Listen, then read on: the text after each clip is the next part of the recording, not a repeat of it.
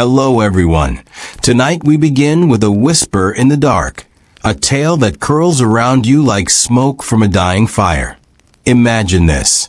You're crouched in a mud brick hut, the air thick with the tang of sweat and blood, the wails of a woman in labor piercing the night. Your hands tremble, slick with oil and herbs, as you try to coax life from a body that's teetering on the edge of death. One wrong move, and the village will curse your name, blaming you for stealing a soul. Welcome to the world of ancient midwives, where every birth is a gamble with the gods, and you're the one holding the dice. Why was their job the hardest in history? Let's slip into the shadows of the past, where the line between life and death is as thin as a spider's thread. You're watching from where? What time is it there? Drop a comment. I'm dying to know who's tucked under their blanket, listening to these old ghosts with me. You're kneeling on a packed dirt floor, the kind that smells of damp earth and time, your knees aching from hours of waiting. The woman before you, let's call her Mira, is gasping, her face slick with sweat that glints in the flicker of an oil lamp. Her eyes are wild, darting to the ceiling as if she sees something you don't. The village is Sumerian, a cluster of reed and mud homes huddled along the Euphrates, where the river hums like a restless god. It's 2000 BCE, and you're the midwife, the one they call when the moon is high and the screams begin. Your hands are stained with henna, not for beauty, but to ward off the demons that lurk at birth. Lamashtu, they whisper, the she-demon who snatches newborns and drinks their blood. You've smeared garlic paste on the doorframe, hung a clay amulet shaped like a snarling lion above Mira's head. It swings slightly, though there's no breeze. You don't look at it too long. Mira clutches your wrist, her nails digging into your skin. Will it live? She rasps, her voice raw from hours of pain. You want to lie, to soothe her, but the truth is you don't know. Half the babies you delivered don't see their first dawn. You murmur a prayer to Nintu, goddess of birth, though you've long suspected she's deaf to your pleas. The air is heavy, not just with heat, but with the weight of expectation. If this child dies, Mira's husband will beat her, the elders will shun her, and you'll be the one they point to, the one they say angered the gods.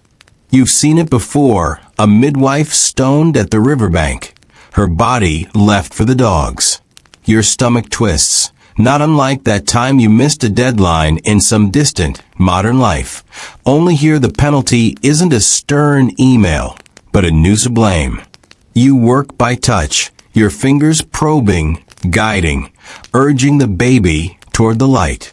The room smells of myrrh and fear, and the only sounds are Mira's groans and the faint bleat of goats outside. There's another woman here, an old crone named Shala, who sits in the corner grinding herbs with a pestle. Her eyes are milky, her fingers gnarled. But she's the one who taught you the chants, the ones that supposedly keep Lamashtu at bay. Shala doesn't speak tonight, just watches you with a gaze that feels like it's peeling your skin back. You've heard rumors about her, that she's not just a healer, but a seer, that she speaks to the dead in the hours before dawn. Once, you caught her muttering to a clay figurine, a crude thing with no face, and when you asked, she just smiled, her teeth black as river silt. The baby's head crowns, and your heart lurches. This is the moment, the knife's edge. You whisper to Mira to push, your voice steady though your insides churn. The amulet above sways again, and for a second, you swear you hear a low hum, like a voice from the earth itself. You don't dare look up. The baby slides into your hands, slick and warm, but it's silent. Too silent. You rub its tiny chest, blow gently into its mouth, the way Shala showed you. Mira staring, her breath held, and you feel the weight of her hope like a stone on your chest. Then a gasp, a weak cry. The baby lives. Mira sobs, reaching for it. But Shala's voice cuts through the relief like a blade. Check its eyes, she says, her tone flat. You hesitate, then lift the child to the lamp. Its eyes are clouded, milky like Shala's. A bad omen. The village will whisper of curses, of a child marked by the gods. You wrap the baby in linen, hand it to Mira, but your mind is racing. Do you tell her what you saw? Do you warn her that the elders might demand the child be left on the riverbank, an offering to appease whatever spirit they blame? Or do you stay silent? Let her hold this fleeting joy before the world crashes down. It's a choice that gnaws at you, not unlike those modern dilemmas. Speak up in a meeting and risk the fallout, or keep your head down and live with the guilt. Here, though, the stakes are bloodier. You glance at Shala, hoping for guidance. But she's already turned away, her hands busy with her herbs, as if she's washed her hands of this moment. The amulet stops swinging. The air feels colder. You realize you're not just delivering a child tonight, you're delivering a fate. The night has passed, and you're trudging through the village at dawn, your sandals slapping against the dusty path. The air is sharp with the scent of barley and dung, and the sky is a bruised purple, like the gods spilled their wine across it. Mira's child is still alive for now, but the weight of those clouded eyes lingers in your chest. You're not heading home to sleep, though. There's no rest for you today. The elders have summoned you to the ziggurat, the great step tower that looms over the village like a giant staircase. Its mud brick walls are etched with cuneiform prayers, and at its peak, a shrine to Inanna gleams under the rising sun. You've been called to account for the birth, to explain why the child bears a mark of ill fortune. Your stomach churns, not unlike the dread of scrolling through a barrage of angry notifications in some far-off life. The ziggurat steps are steep, each one a reminder of your place, low, mortal, expendable. You climb, your breath ragged, the hem of your robe catching on rough edges. At the top, the air is thinner, laced with the smoke of burning cedar. The elders wait, 3 men draped in wool dyed the color of dried blood. Their beards are oiled, their eyes hard as flint. The oldest in Lil Bonnie grips a staff topped with a bronze bull's head, its horns glinting like it might charge. He's the one who speaks first, his voice low and gravelly, asking why Nintu allowed a cursed child to breathe. You open your mouth, but the words stick, caught in the dryness of your throat. You're not just answering for yourself, but for Mira, for the baby, for every birth you've ever attended. Beside in Lil Bonnie stands a figure you've only heard whispers of. Zababa, a priest who serves Inanna, but is said to commune with older, darker gods. His robe is black, not red, and his fingers are stained with something that looks like ash. He doesn't speak, just watches you, his gaze sliding under your skin like a splinter. The villagers fear him, say he carves curses into clay tablets and buries them under doorways. You've seen one of those tablets once, unearthed by a farmer, its surface scratched with symbols that made your head ache to look at. Zababa's presence here means this isn't just about the child. It's about you. You stammer through an explanation, blaming the stars, the river's recent flood, anything but your own hands. In Lil Bonnie's eyes narrow, but it's Zababa who steps forward, his voice soft as a snake's hiss. He asks if you performed the rituals correctly, if you honored Lamishta's banishment. You nod, though doubt gnaws at you. Did you miss a chant? Was the garlic paste too thin? The bronze bull on Lil Bonnie's staff seems to stare, its eyes catching the light. You're trapped in a moral snare, admit a mistake and risk exile, or lie and pray the gods don't notice. The choice feels like standing at the edge of a cliff, the ground crumbling beneath you. Zababa leans closer, and you smell decay on his breath, like he's been chewing something rotten. He murmurs about a ritual to cleanse the village, one that requires a sacrifice. Not the child, he says, but something of yours. Your blood, perhaps, or your name scratched into one of his tablets. The implication is clear. Comply, or the curse will be pinned on you. Your mind races, weighing survival against surrender. Do you give in? Let Zababa bind you to his shadowy gods? Or do you defy him, knowing the village will turn on you faster than you can blink? The cedar smoke stings your eyes, and for a moment, you swear the bull's horns twitch.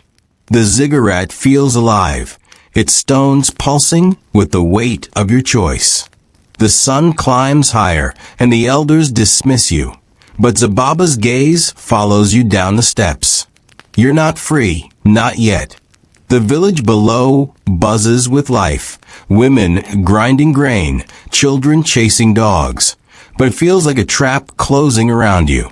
You pass a shrine to Inanna, a statue of the goddess with eyes of lapis lazuli, her hands outstretched as if demanding something. You toss a handful of barley at her feet, a desperate offering, but it feels hollow. The moral weight of your decision presses down. Submit to Zababa's ritual and lose a piece of yourself, or resist and risk everything. The river glints in the distance, its surface hiding the bones of those who chose wrong. You're back in the village, but the sun is gone, swallowed by a sky heavy with clouds that smell of rain and iron. It's been 3 days since the ziggurat, and you've barely slept, your dreams haunted by Zababa's ashen fingers and the glint of that bronze bull. You're at the market now, weaving through stalls piled with dates, fish, and clay pots.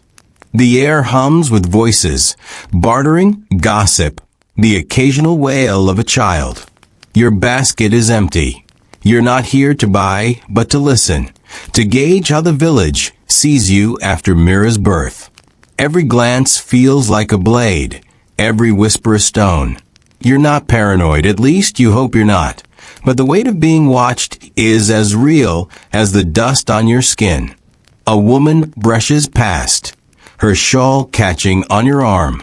She's called Tiamat, though no one dares say it to her face. She's a weaver, her hands always stained with dye, but the village whispers she's more, a diviner who reads the entrails of goats to predict floods or famine. Her eyes are sharp, like she's already seen your fate and found it lacking. She pauses, her gaze flicking to the amulet you wear, a small clay disc etched with Nintu's symbol. You're brave to wear that, she says, her voice low. After what happened? Your throat tightens. Does she mean the baby's eyes? The ziggurat? Or something you haven't yet heard? You mumble a reply, but she's already gone, swallowed by the crowd. You move on, your sandals crunching over broken pottery. The market is alive, but there's a tension in the air, like the moment before a storm breaks. You overhear snippets. Mira's child is still alive, but the elders are uneasy. A goat was born with 2 heads yesterday. The river's fish are washing up dead. The village is looking for someone to blame, and your name is on too many tongues. You pass a stall where a man is selling bronze figurines, one of them a squat, snarling creature with a lion's head and human hands. It's a Pazuzu, a charm against Lamashtu, and you're tempted to buy it, though your purse is as empty as your courage. The seller, a wiry man with a scar across his cheek, catches your eye. For you, midwife, he says, a discount. You'll need it. His grin is all teeth, no warmth. Your heart sinks, but you keep walking, the crowd pressing closer. The moral conflict is no longer just about Zababa's ritual. It's about whether you stay in this village at all. You could leave, slip away before dawn, follow the river to another settlement. But you'd be abandoning Mira, Shala, every woman who'll need you when the pains begin. And where would you go? Another village, another ziggurat, another Zababa? The thought feels like a trap, not unlike those modern moments when you realize every job, every city, is just the same grind in different skin. Here, though, running means leaving behind the only life, the only craft that gives you purpose. You pause by a well, its stone rim worn smooth by generations of hands. A girl is there, no older than 10, hauling up a bucket. Her name is Nancy, and you delivered her, though her mother didn't survive. She looks at you, her eyes wide, and whispers, "They say you're cursed." The words hit like a slap, but before you can respond, she drops the bucket and runs, the rope whipping against the stone. You're alone now, the market's noise fading as the first raindrops fall, cold and heavy. The Pazuzu figurine's image lingers in your mind, its snarling face a mirror of your fear. Do you stay, face the village's judgment, and fight for your place? Or do you flee, knowing you'll carry the guilt of abandonment forever? The rain soaks your robe, and the well's water ripples, reflecting a sky that offers no answers. The rain has stopped, but the ground is slick, your sandals sinking into the mud as you hurry toward Mira's hut. It's dusk, and the village is quiet, the kind of quiet that feels like it's holding its breath. The air smells of wet earth and something sharper, like sour milk. You've heard rumors all day. Mira's child is sick, feverish, its cries weak. You're not sure if you're going to help or to bear witness, but you can't stay away. Your hands are empty. No herbs or oils this time, just the weight of your own fear. The village is a maze of shadows, and every corner feels like it's hiding Zababa's eyes. You reach the hut, its reed door sagging, the garlic paste from the birth now smeared and faded. Inside, the air is stifling, thick with the smell of sickness and despair. Mira is there, cradling the baby, her face hollowed by exhaustion. The child's eyes are still clouded, but now its skin is hot, its breath shallow. You kneel beside her, your fingers brushing the baby's forehead, and it feels like touching a coal. Mira doesn't look at you, just rocks the child, humming a lullaby that's more moan than melody. The amulet above the door is gone, replaced by a fresh one, this time a crescent moon carved in bone. You don't ask who hung it there. Another figure is in the room, not Shala, but a man you've seen only in passing, Kuduru, a scribe who copies laws onto clay tablets. He's young, his beard barely grown, but his eyes are old, like he's seen too much for his years. He's here because Mira is his sister, though the village whispers he's disgraced, caught altering a tablet to favor a merchant. He's sitting by the wall, his hands clasped, his knuckles white. "You shouldn't have come," he says, his voice barely above a whisper. You bristle, but there's no malice in his tone, just fear. He thinks your presence will draw the elder's wrath, or worse, Zababa's. You ignore him, focusing on the baby. You've seen fevers before, but this one feels different, like the child is slipping away faster than you can catch it. You murmur to Mira about cooling cloths, about a paste of willow bark, but your words feel hollow.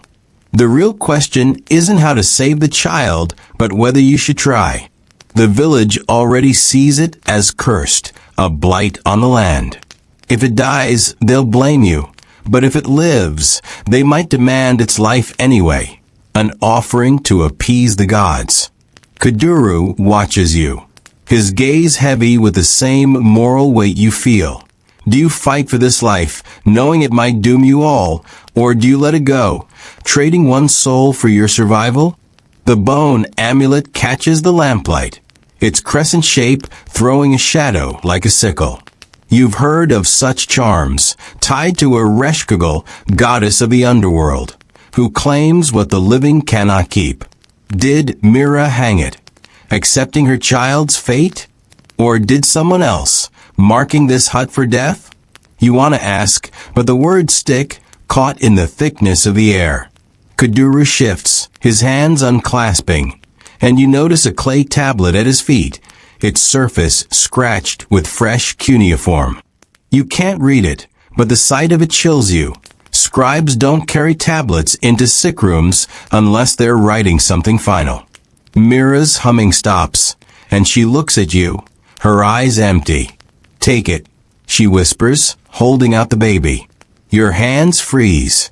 If you take the child, you're claiming responsibility, tying yourself to its fate. If you refuse, you're abandoning her, proving the village right about your curse. The moral choice is a noose, tightening with every second. Kuduru's tablet gleams in the corner, and the amulet's shadow seems to grow, stretching across the wall like a warning. You reach out, your fingers trembling, and the world narrows to this moment, this choice, this fragile life in your hands. You're holding the baby, its weight feather light, but heavy as a mountain. Mira's eyes are on you, hollow pleading, but you can't meet them. The hut is a tomb, the air thick with the stench of fever and despair. Kuduru's tablet lies in the corner, its cuneiform glinting like a warning. You don't know what it says, but you feel its purpose, a record, a judgment, a sentence. The bone amulet above the door sways, though the air is still, and you swear you hear a faint rattle, like bones in a grave. You're not just holding a child, you're holding a choice that could bury you. Do you fight for this life, knowing the village will turn on you? Or do you let it slip away, saving yourself but losing something deeper? The question is a blade, and you're already bleeding. You lay the baby on a reed mat, your hands shaking as you fetch water and rags. You work in silence, dabbing its burning skin, but it's like trying to hold sand in a storm. Mira watches, her hands twisting in her lap, and Kuduru hasn't moved, his eyes fixed on the tablet, as if it's his own fate he's reading. You're no healer, not really, just a woman who catches what the gods throw. But you try, because stopping feels like surrender. The night drags on, the lamp flickering, and the baby's breaths grow fainter. You're not saving it, you're delaying the inevitable. And yet, you can't stop. Not yet. At some point, Shala slips into the hut, her presence like a shadow you didn't see coming. She's carrying a bundle of herbs, their sharp scent cutting through the room's fog. Her milky eyes find you, and for a moment you feel like she's seeing through you, past your skin to the fear beneath. She doesn't speak, just kneels beside the baby, her gnarled fingers crushing the herbs into a paste. You want to ask why she's here, why now, but her silence is a wall.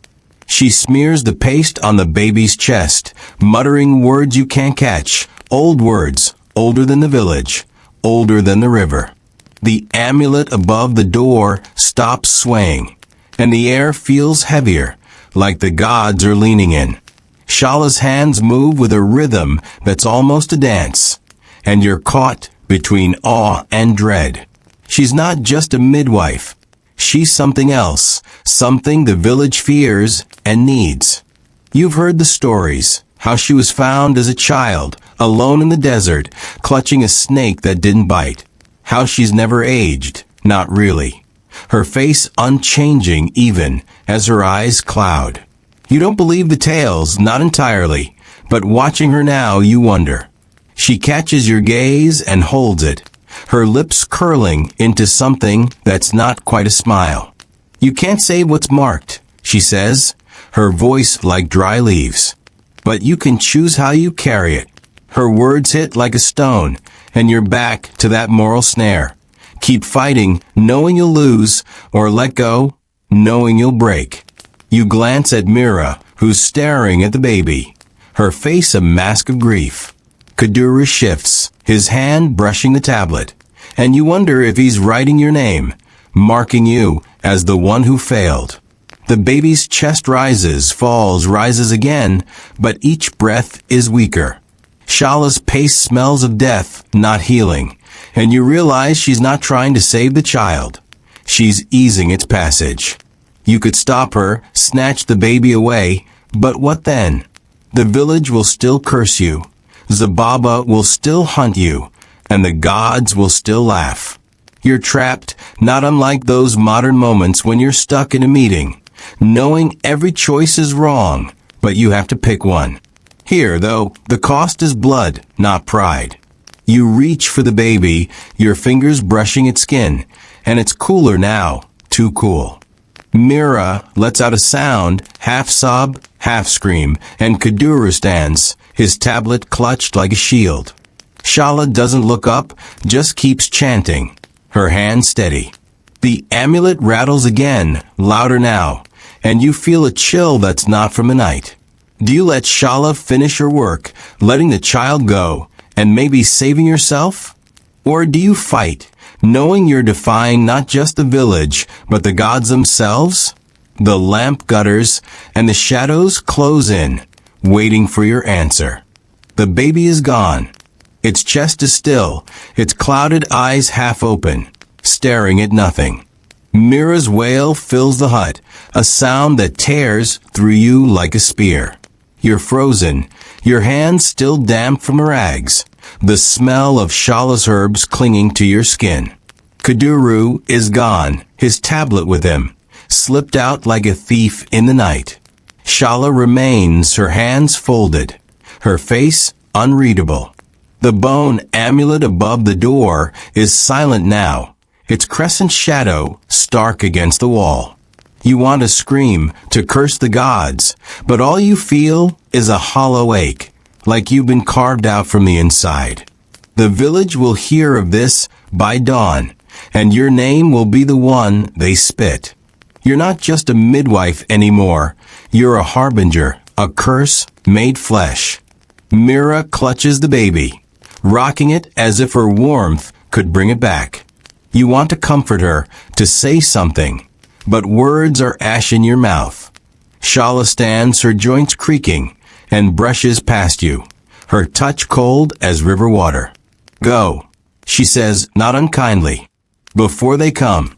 You know who she means, the elders, Zababa, the mob that'll form when the sun rises. You stumble out of a hut, the night air sharp against your face, the village dark and quiet. The river hums in the distance, a low, mocking song. You're alone, but you feel eyes on you, not human, but something older, watching from the stars, or the shadows, or the mud beneath your feet. You wander, not toward your hut, but to the edge of the village, where the land slopes down to the Euphrates. The water is black under the moon, its surface rippling like it's alive. You've heard stories of the river god, Enki, who gives life but also takes it, his currents hiding bones and secrets. You're tempted to wade in, to let the water decide your fate, but your legs won't move.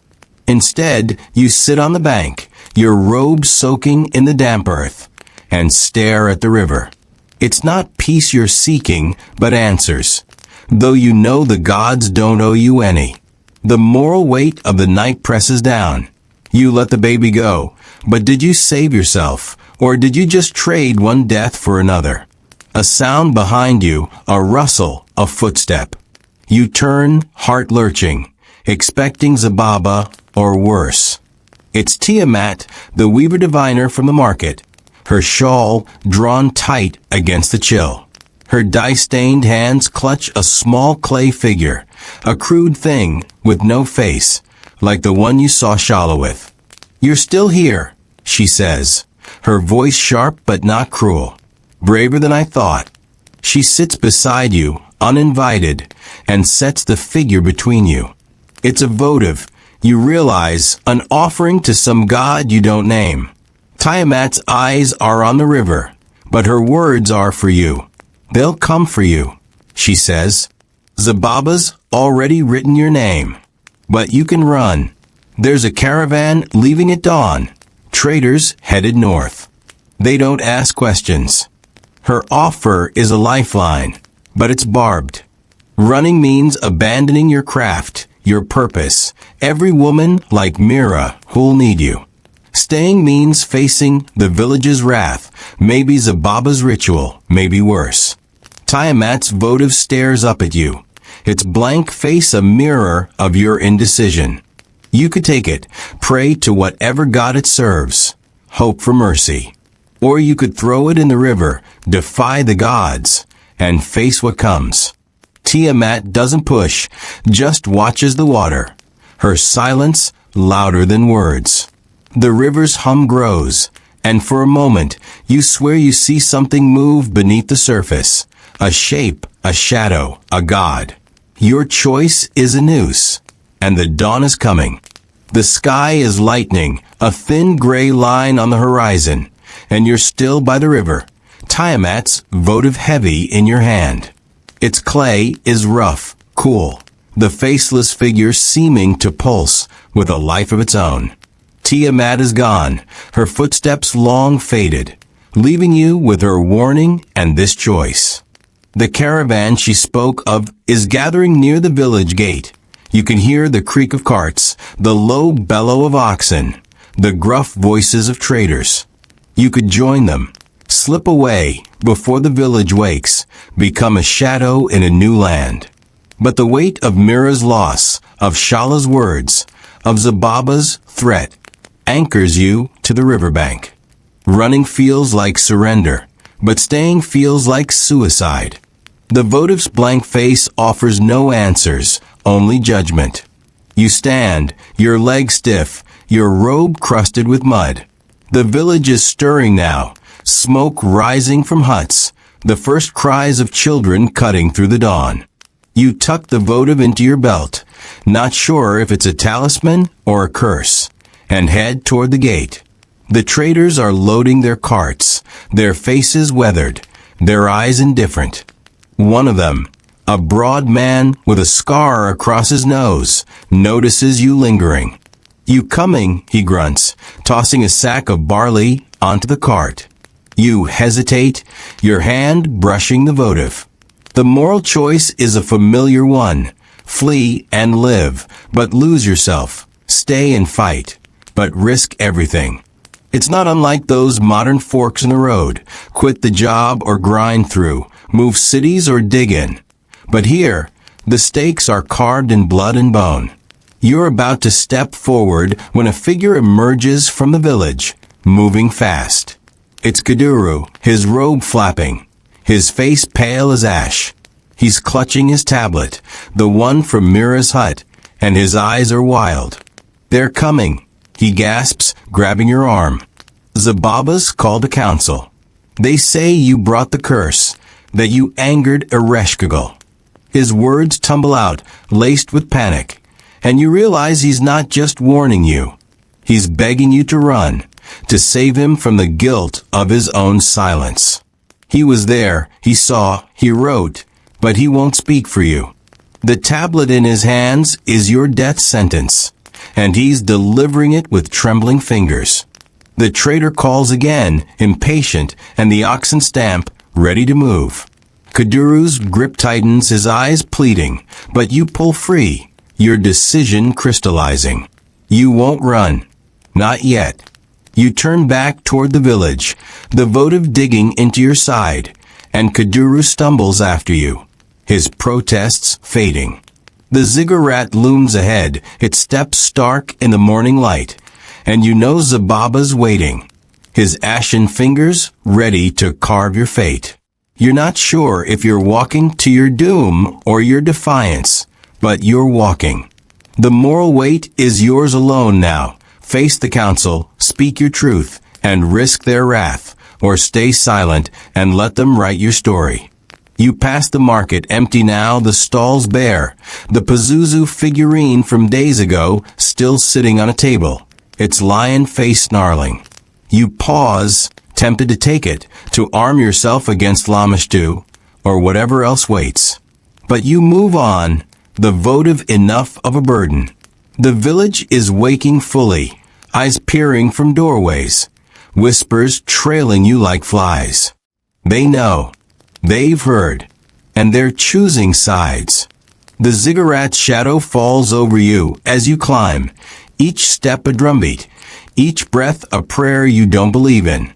Kuduru lags behind, his tablet clutched like a child, and you wonder if he'll break or betray you. The air smells of cedar and fear, and the votive feels heavier, like it's growing with your resolve. You're at the ziggurat's peak, the wind sharp with the scent of burning cedar and something bitter, like regret. The council is assembled, a semicircle of elders in blood-red robes, their faces carved from stone. In Lil Bonnie stands at the center, his bronze bull staff glinting, its horns catching the morning sun. Zababa is beside him, his black robe a void against the light. His ashen fingers curled around a clay tablet, not Kuduru's, but one of his own, its surface scratched with symbols that make your eyes ache. The village gathers below, a restless sea of faces, their murmurs rising like a tide. You stand alone, the votive hidden in your belt, its weight a secret you're not sure you can keep. Kuduru is nowhere to be seen, his courage or his betrayal swallowed by the crowd. In Lil Bonnie speaks, his voice booming, accusing you of bringing Ereshkigal's wrath, of cursing Mira's child, of defiling the village's favor with the gods. The words are heavy, each one a stone, and the crowd roars, their anger a living thing.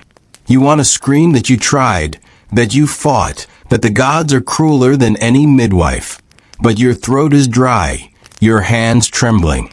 Zababa steps forward, his tablet raised, and reads from it, a litany of your failures, each birth you've attended that ended in death, each omen you failed to heed. The crowd's roar grows, and you feel their hatred like heat on your skin. You're not just on trial, you're already condemned. But then, a voice cuts through the din, Shala, hobbling up the steps, her milky eyes blazing. The crowd quiets, not out of respect but fear, as if her presence is a crack in the world. She doesn't look at you, just at Zababa, her gnarled finger pointing like a blade. You speak of curses, she says, her voice sharp as flint. But who carved the tablet that named this woman? Who stirred the village to fear? Zababa's face doesn't change, but his fingers tighten on the tablet, and you see a flicker of something, doubt, maybe, or rage. Shala turns to the crowd, her words slow, deliberate. She caught what the gods threw. You blame her for their aim. The crowd shifts, uncertain, and you seize the moment, your voice shaking but steady. You tell them of Mira's pain, of the baby's fever, of your fight to save it. You speak of Shala's herbs, of Kuduru's silence, of the amulet that marked the child for death. You don't mention the votive, but your hand brushes it, drawing strength from its blank face. The moral choice is clear now. Speak your truth, even if it damns you, or stay silent and let Zababa's lies bury you. The crowd is divided, some shouting for your blood, others wavering, their eyes on Shala. In Lil Bonnie raises a staff, demanding order, but the bronze bull seems duller now, its power fading. Zababa hisses, his voice low, meant for you alone. You'll pay for this, midwife. The gods don't forgive. He crushes the tablet in his hands, the clay crumbling to dust, and the crowd gasps, seeing it as a sign. You don't know if it's for you or against you, but you stand taller, the vote of a fire in your belt. Shala nods, just once, and you realize she's not saving you.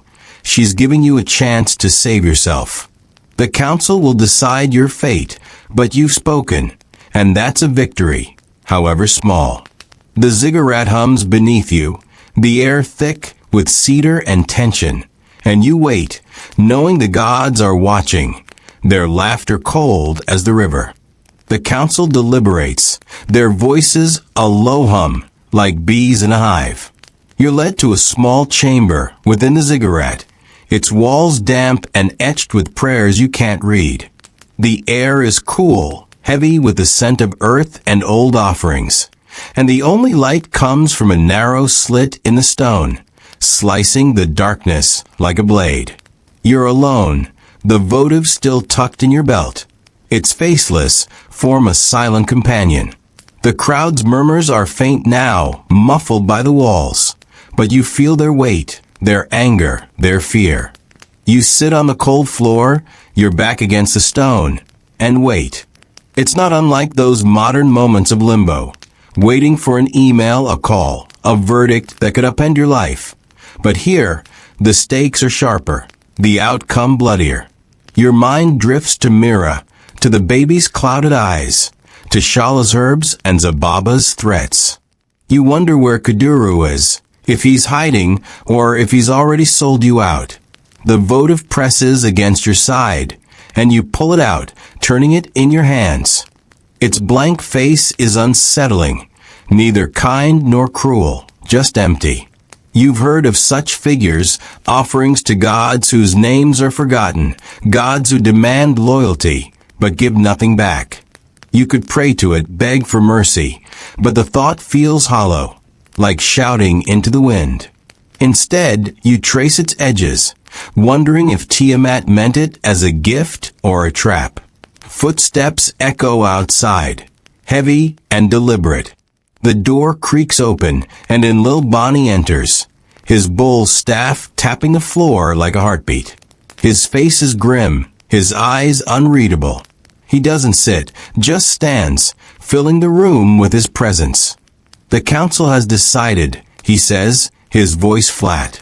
You're to be exiled.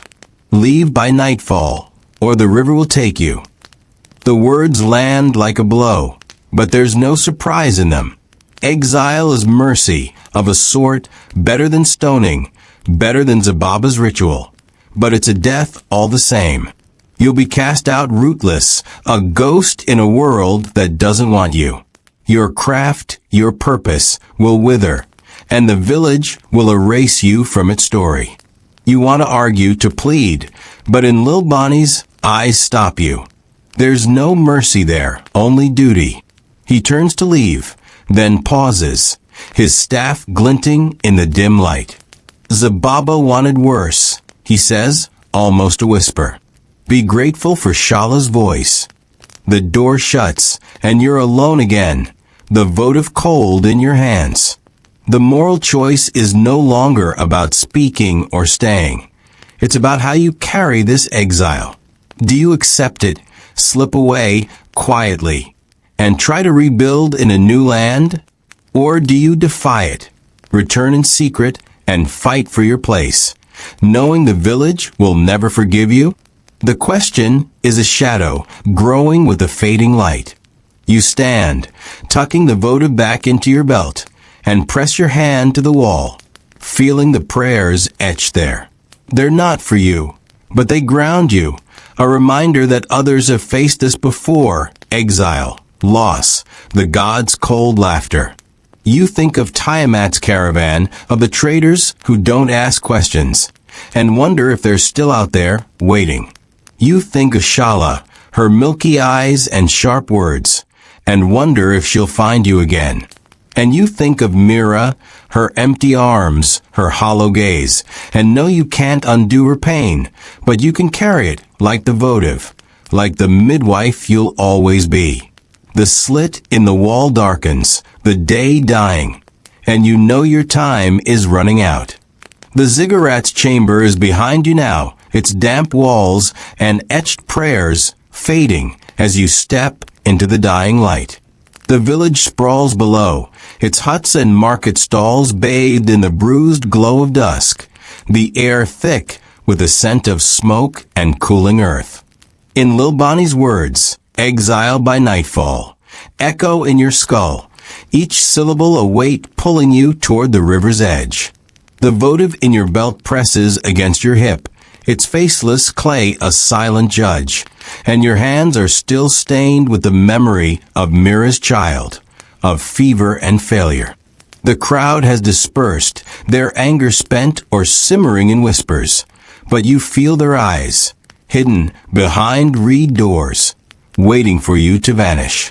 You're not a midwife now, not a curse, just a ghost they want gone. You move through the village, your sandals scuffing the dirt, the path familiar yet foreign, like a dream you're waking from.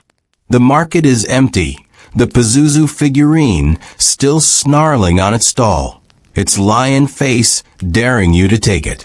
You don't.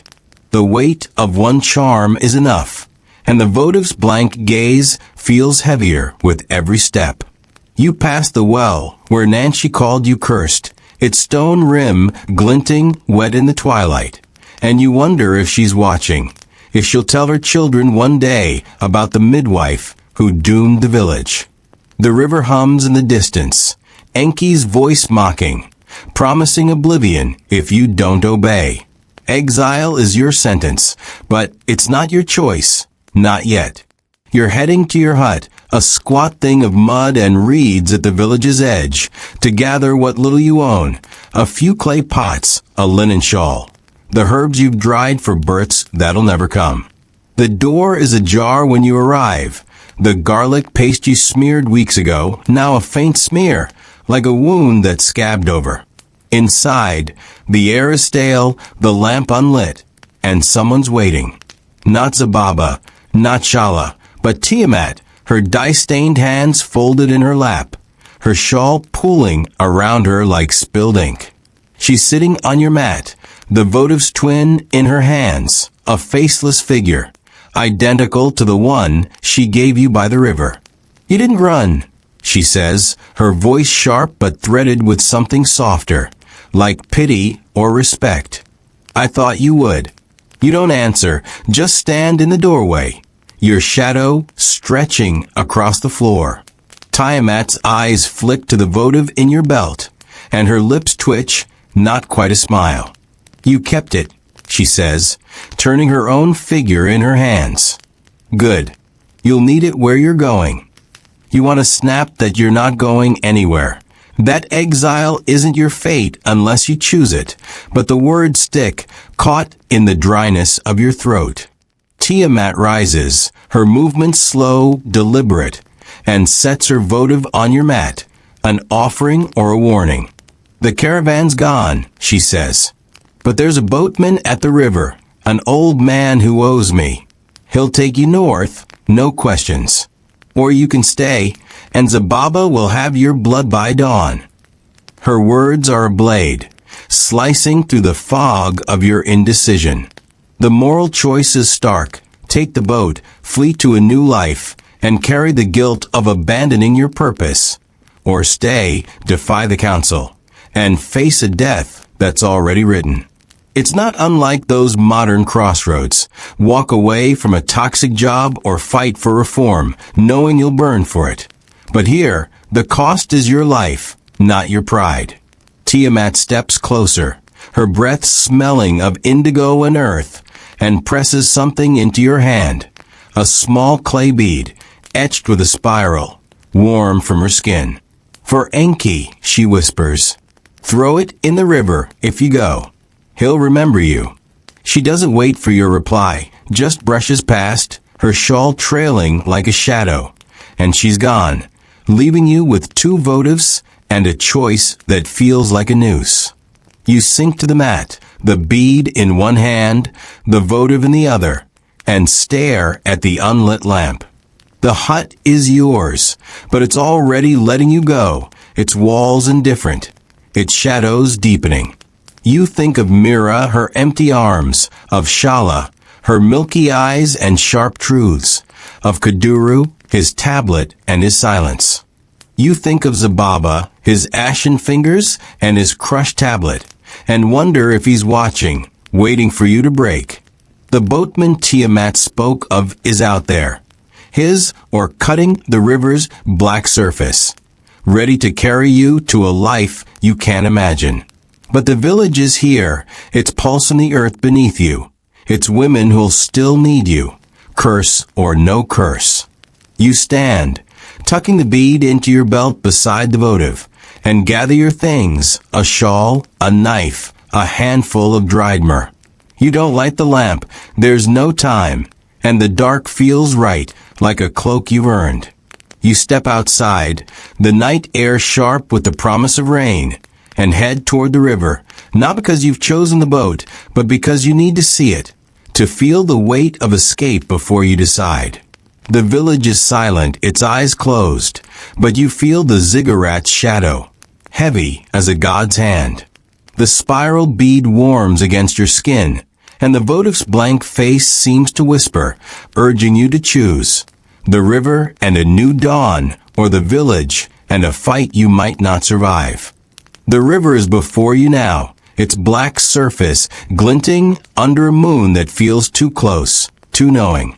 The boatman Tiamat spoke of is there, a hunched figure in a reed skiff, his or dipping silently into the water, each stroke a ripple that seems to whisper your name. The village is at your back, its silence heavier than any curse, the ziggurat shadow stretching across the land like a god's outstretched hand. The votive in your belt is a stone, the spiral bead beside it warm as blood, and your shawl is heavy with myrrh and the weight of everything you've carried. Mira's loss, Shala's truths, Zababa's threats, Kaduru's betrayal.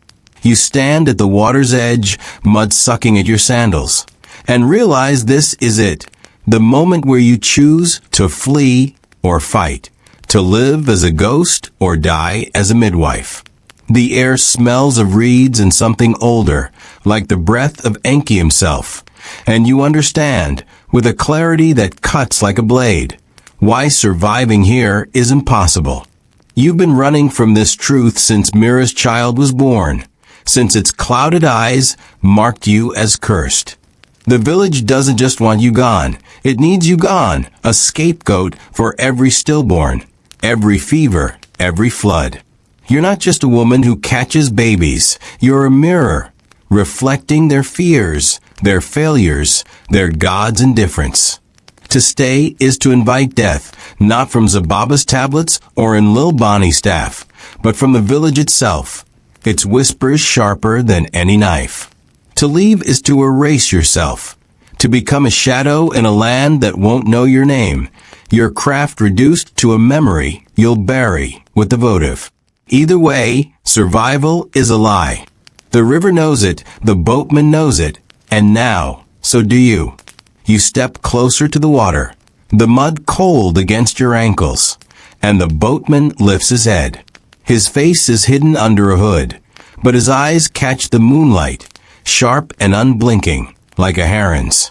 Tiamat sent you, he rasps, his voice like gravel underfoot. Get in or don't. The river doesn't wait. His or pauses, the skiff bobbing gently, and you feel the pull of escape, the promise of a life where no one knows you as the cursed midwife. Your hand brushes the votive, its blank face indifferent, and the spiral bead pulses, urging you to throw it into the water, to seal your pact with Enki and flee. But your other hand clutches the shawl, the myrrh's scent sharp, a reminder of every birth you've attended, every life you've fought for, every scream you've carried in your bones. A sound behind you, footsteps, too many, too fast.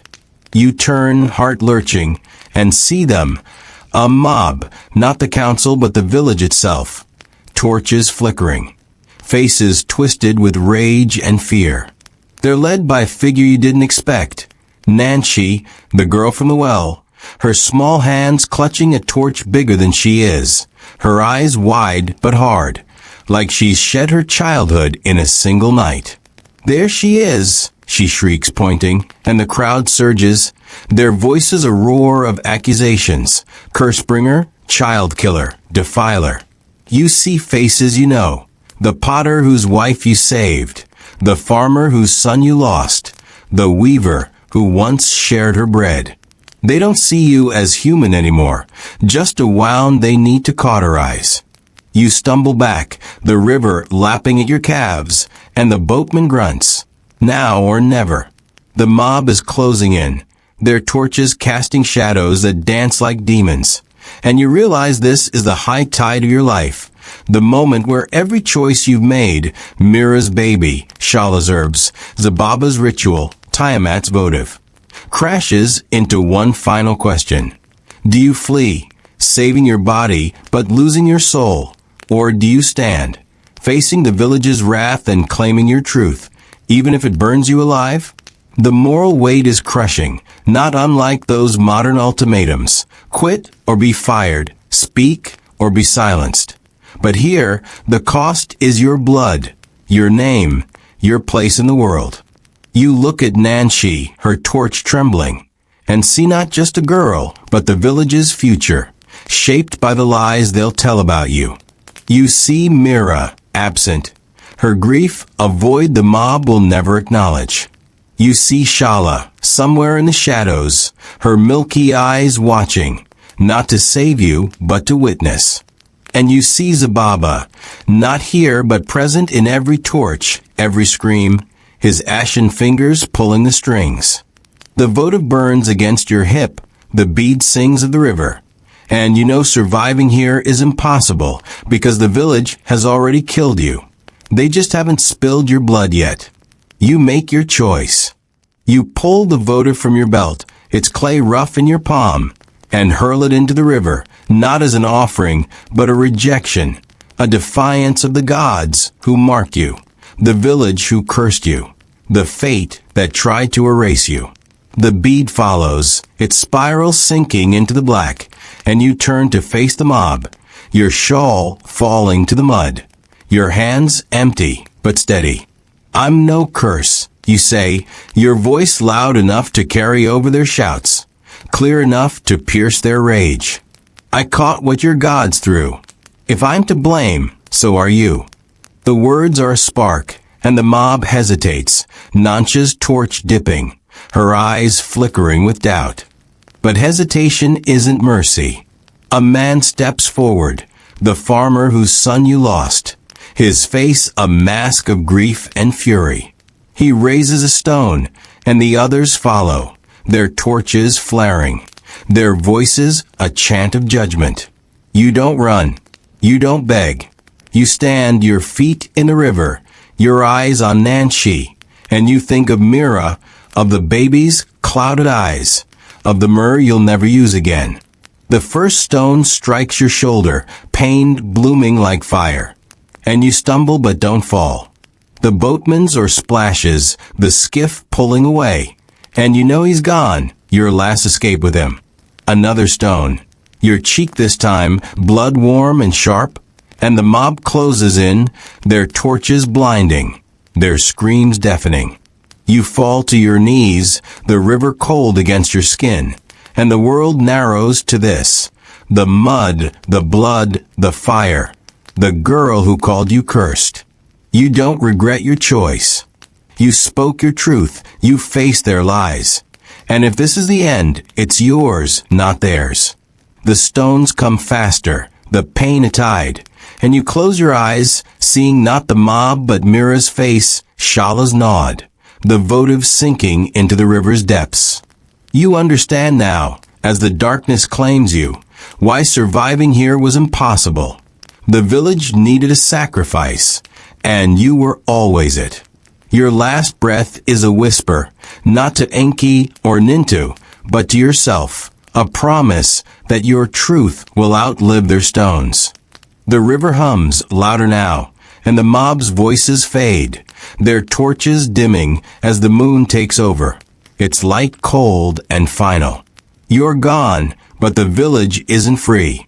They'll wake tomorrow, their hands stained with your blood, their God silent, their fears unshaken. Nanshi will carry your story, twisted by their lies, and Zababa will carve another tablet, naming another curse. The river will keep your votive, your bead, your truth, and maybe, in another life, another midwife will find them, will know you didn't break. Sleep well, dear listener, tucked under your blanket, safe from the stones. But if you hear the river hum tonight, if you feel a shadow at your bedside, it might just be me, whispering one last truth. The gods don't sleep, and neither should you.